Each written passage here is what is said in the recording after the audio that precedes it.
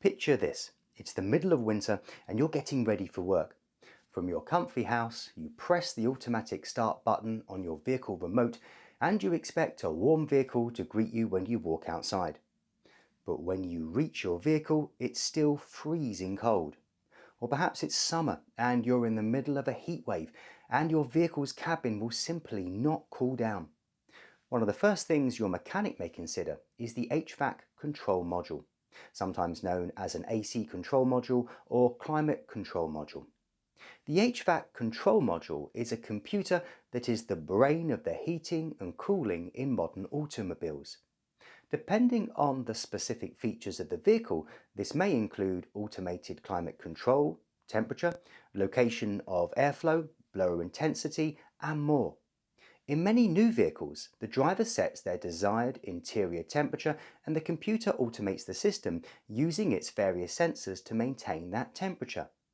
When the HVAC control module is faulty, it would often send a code to the ECM. You'll recall that we talked about the ECM in a previous lesson. This code typically results in a check engine light. Replacing the HVAC control module is neither quick nor cheap. It will involve diagnosis, removal of the battery terminals, removal of part or all of the dash or trim panel depending on the model of vehicle, and wiring disconnects and reconnects. It's also not something that can be maintained. Changing your oil every 3,000 miles, rotating your tyres, etc. will not keep an HVAC control module from failing.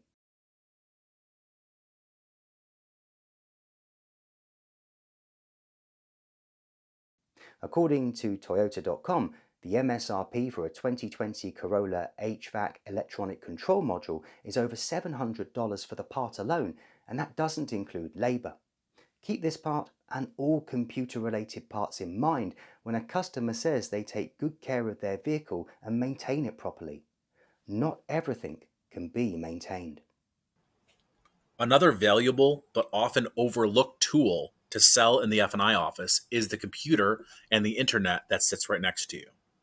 For example, let's say your customer is purchasing a 2024 Toyota Sequoia and you want to show them the price of ECMs. Go ahead and search that up. The very first website is a third-party Toyota parts dealer. Let's go ahead and load that website. Then let's choose the very first option showing the engine control module. It is $807.22.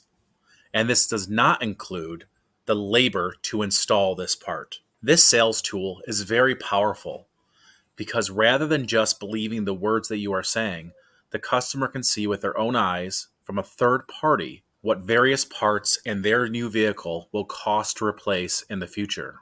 Another powerful tool is to use your manufacturer's parts website.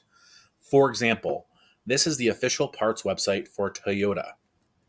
We can go to Parts and Accessories, choose one of our options, such as electrical, then choose a sub-option, for example, charging and starting circuits. We can then choose the starting assembly as an example. By showing the customer the MSRP of this part, for example, $302.71, it once again shows them that what you are saying is true. These parts can be very expensive, and they do not include the labor to put them in.